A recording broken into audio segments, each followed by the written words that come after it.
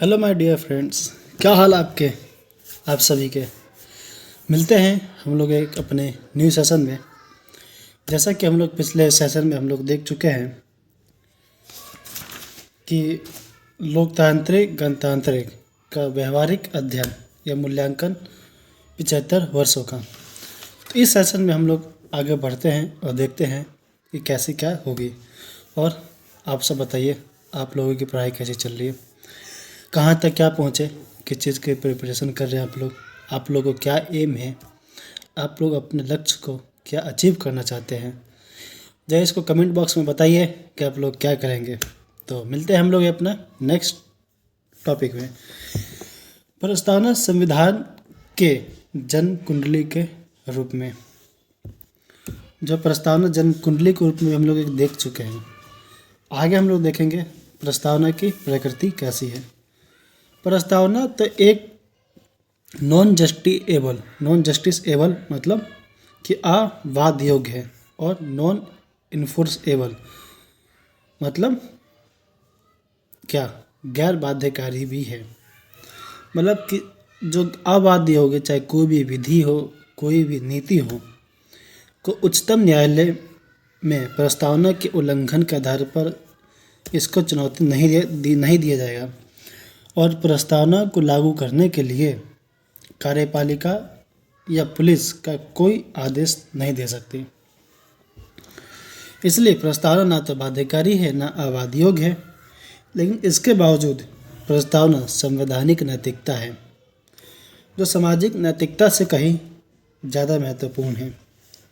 नवजोत सिंह जोहरवाद में सामाजिक नैतिकता में परंपराएं प्रथाएं शामिल है, जो स्वतंत्रता समानता जैसे संवैधानिक नैतिक के आदर्श के प्रतिकूल है। इस सेंटेंस का मतलब आप बताइएगा कि मैं बोलना क्या चाहा। अगर नहीं समझ आए तो हमको बताइएगा, हम फिर बताएंगे। ये एक्चुअली ये बोलना चाहता है कि संवैधानिक नैतिकता और सामाजिक नैतिकता से ज़्यादा महत्वपूर्ण है संवैधानिक नैतिकता। सामाजिक नैतिकता में कुप्रथाएं, बाल विवाह इत्यादि आ जाते हैं, लेकिन संवैधानिक नैतिकता इन सबको मना करता है। इसलिए संवैधानिक नैतिकता ज़्यादा महत्वपूर्ण है सामाजिक नैतिकता से। प्रस्तावना के अतिरिक्त संविधान के डीपीएसपी हो, मूल कर्तव्य हो, मूल अधिकार में संवैधानिक नैतिकता के आधार पर विद्यमान है। इसलिए कहा जाता है कि अच्छे नागरिक और चरित्रवान हो जाए तो बुरा संविधान भी अच्छा बन जाता है, और नागरिक बुरे हो तो अच्छा संविधान भी बुरा बन जाता है। व्यापक रूप में संवैधानिक नैतिकता के प्रत्येक भाग और अनुच्छेद में अंतर्निहित है। क्योंकि कोई भी जो संविधान है या कोई भी संवैधानिक होगा, पदाधिकारी अपने उत्तरदायित्व का निर्वहन नहीं कर रहे तो नैतिकता के विरुद्ध है। प्रस्तावना से, प्रियम्बल से आप लोग का जो भी डाउट होगा वो आप लोग कमेंट करके पूछिएगा, क्योंकि प्रस्तावना मेनली इतना ही पढ़ना था, और प्रस्तावना में इससे ज़्यादा कुछ पूछेगा भी नहीं। अगर पूछेगा तो इससे ज़्यादा कोई बता भी नहीं पाएगा, क्योंकि जो मूल बिंदु थे, मूल उद्देश्य और मूल स्वरूप प्रस्तावना का हम लोग अध्ययन कर चुके हैं। और प्रस्तावना के अतिरिक्त हम लोग आते हैं फंडामेंटल राइट्स में, यानी मूल अधिकार, जो कि आर्टिकल 12 से लेकर आर्टिकल 35 तक है। मूल अधिकार को ही मैग्ना कार्टा भी कहा जाता है। एक जो नागरिक आर्टिकल जो एक तो संविधान से प्राप्त है, और एक जो सरकार को संविधान शक्ति प्रदान करता है। मूल अधिकार एक्चुअली मूल क्यों हैं, इस बात पे कभी आपने गौर किया है? नहीं किया तो चलिए हम लोग जानते हैं और इस बात में अध्ययन करेंगे कि मूल अधिकार को मूल ही क्यों कहा जाता है। तो first point, let's now we start and discuss. मूल अधिकार संविधानवाद की स्थापना करता है। मूल अधिकार के द्वारा सरकार की शक्तियों को सीमित किया जाता है।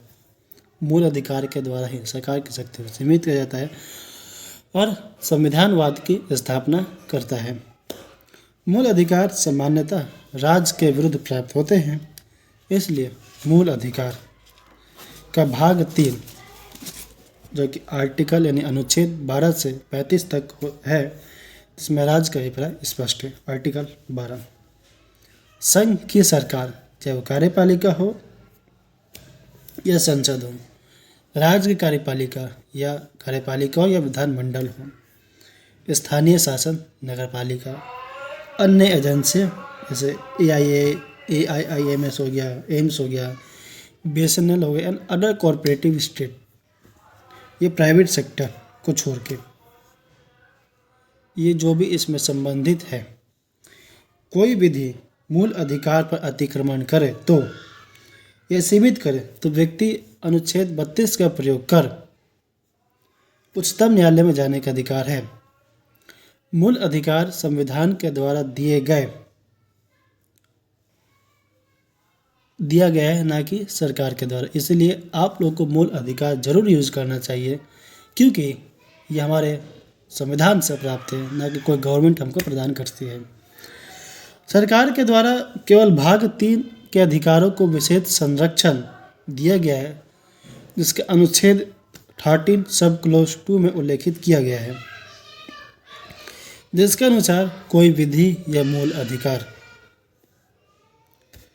के विरुद्ध होगी तो उच्चतम न्यायालय में उसे असंवैधानिक घोषित कर दिया जाएगा। सपोज डेट एक IT एक्ट जैसे 2000 में था, तो section 1, section 77A, 66A, 90A, 100, से एक्सेट्रा ऐसे उनके सब क्लोजेज हैं।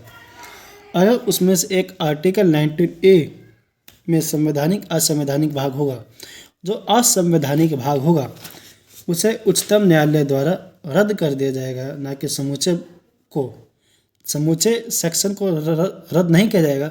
जो केवल उस भाग में जो अनुचित बातें होगी उस सेक्शन को केवल रद्द किया जाएगा।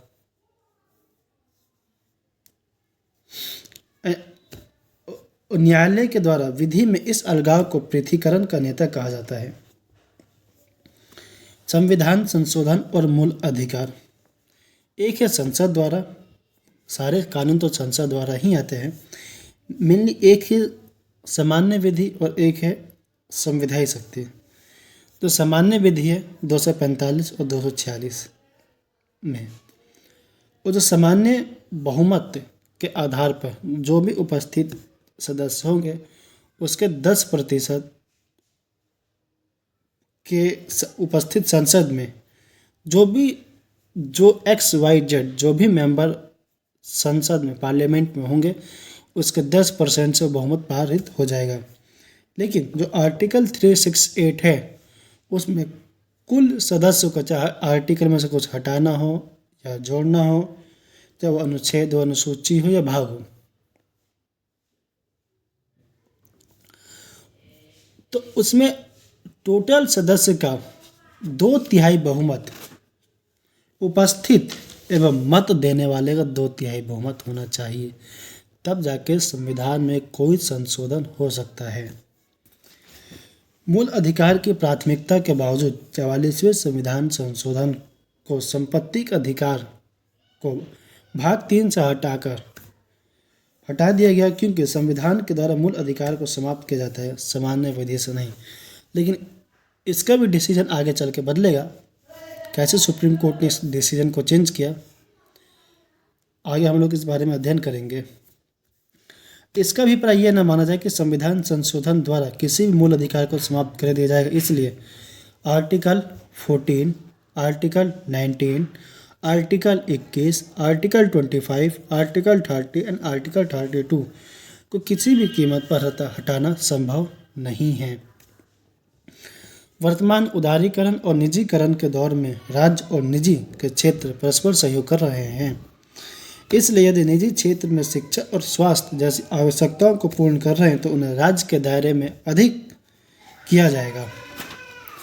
संविधान निर्माताओं ने अधिकारों को प्राथमिकता प्रदान किया और अधिकार राज्य के विरुद्ध प्राप्त होते हैं, परंतु भाग 4 के नीति निर्देशक तत्व में कल्याणकारी राज्य का विचार दिखाई देता है। अंततः आम जनता के कल्याण, राष्ट्रीय एकता, अखंडता, लोक कल्याण का दायित्व दिया गया। इसलिए नागरिकों के मूल अधिकार पर प्रतिबंध करने की आरोपित शक्ति है। इसलिए भारतीय संविधान में उल्लेखित मूल अधिकार के भारतीय निरपेक्ष नहीं है। जहाँ संविधान के द्वारा मूल अधिकार को किसी भी प्रकार प्रतिबंध नहीं है, जबकि भारत में मूल अधिकार सापेक्ष है, जहाँ संविधान से मूल अधिकार पे ही प्रतिबंध आरोपित होता है। आई थिंक आप लोग इस बात को नहीं समझ पाए होंगे। अगर हम कंपेयर करें अमेरिका और इंडियन कॉन्स्टिट्यूशन का, तो वहाँ पे निरपेक्ष नहीं है। अमेरिका की भांति हमारा संविधान निरपेक्ष नहीं है, क्योंकि हमारा संविधान मूल अधिकार या अधिकारों से ही अधिकारों पर प्रतिबंध करता है, लेकिन अमेरिकन संविधान में ऐसा नहीं है। समानता का अधिकार आर्टिकल 14 to 18 हम लोग डिस्कस करते हैं। इसमें मेनली दो है। समानता किसमें? विषमता का अभाव होना चाहिए, विशेषाधिकार नहीं होना चाहिए और भेदभाव नहीं होना चाहिए। अतार्किक में केवल जन्म, जाति, धर्म, लिंग, वंश के आधार पर भेदभाव नहीं होना चाहिए। भेदभाव कुशलता, प्रतिस्पर्धा के आधार पर भेदभाव किया जा सकता है। आर्टिकल 14 एक है विधि के समक्ष समानता और एक है विधि के समान संरक्षण। जो विधि के समक्ष समानता है, जैसे चाहे कोई भी बड़ा नेता हो, कोई भी बड़ा हीरो हो, चाहे वो रिक्शा वाला हो, दूध बेचने वाला हो, या पीएम हो, या प्रेसिडेंट हो, या सीएम हो, एक्सेट्रा कोई भी हो, इन सबके लिए समान व्यवहार होगा। और विधि के समक्ष जो भी आएगा उसके लिए समान व्यवहार, समान कानून लागू होंगे।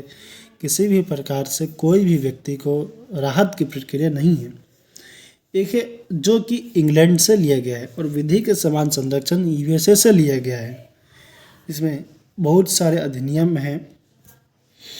विधि के समान संरक्षण में सकारात्मक भेदभाव हो सकता है, संरक्षणात्मक भेदभाव भी कह सकते हैं।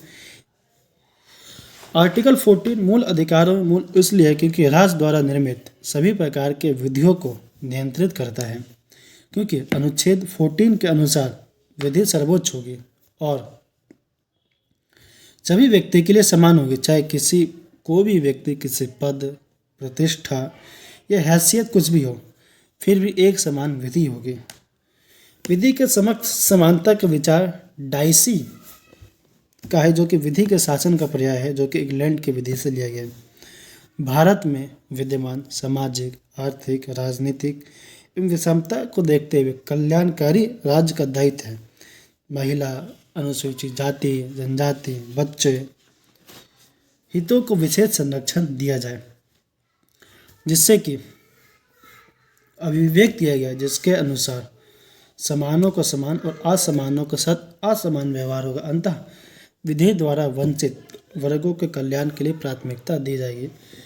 अब इसमें बहुत सारे पॉइंट बचे हैं, जैसे तार्किक भेदभाव, समानता के अन्य आयाम, इन सब पे हम चर्चा करेंगे अपने आने वाले नेक्स्ट सेशन में। और मैं हमेशा से कहते आया हूँ और अब भी कहता हूँ, मेरे प्यारे बच्चों, मैं भी स्टूडेंट हूँ और आप लोग भी स्टूडेंट हैं, और मैं जितनी कोशिश होता है मैं उतना एक अच्छे से अच्छा कंटेंट आप लोगों को देने की कोशिश करता हूँ।